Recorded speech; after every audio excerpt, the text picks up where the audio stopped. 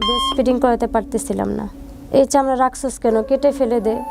সব কিছু সহ্য করা গেলেও ভাইয়া ক্ষুধার জ্বালা সহ্য করা যায় না। আমি তো আমার বাবাকে মানে কখনো চোখে দেখিনি, আমাকে একটা নজর একটু দেখতেও দিলেন না। এটা একটা মিস্ট্রি মনে হচ্ছে আমার কাছে, মানে হাউ ইট ইজ পসিবল, মানে না ভাইয়া। এইটা আমার কাছে অবিশ্বাস্য মনে হচ্ছে। ভাইয়া এটা অবিশ্বাস্য হলো ভাইয়া, এটাই সত্য। যতবার বলেছি যে বাবা আমি বৃষ্টি বৃষ্টি, বলতেছে এটা রং নাম্বার রং নাম্বার।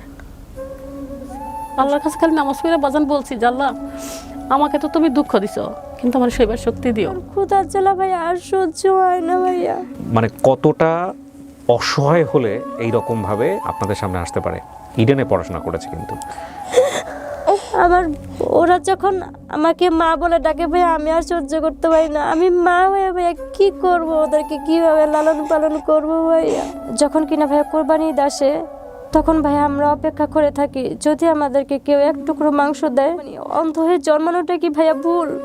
এটা কি ভাইয়া অন্যায়? বাবা গো, আমার তো কোনো দোষ ছিল না, তুমি কেন আমাদেরকে এভাবে ফেলে চলে গেছো বাবা?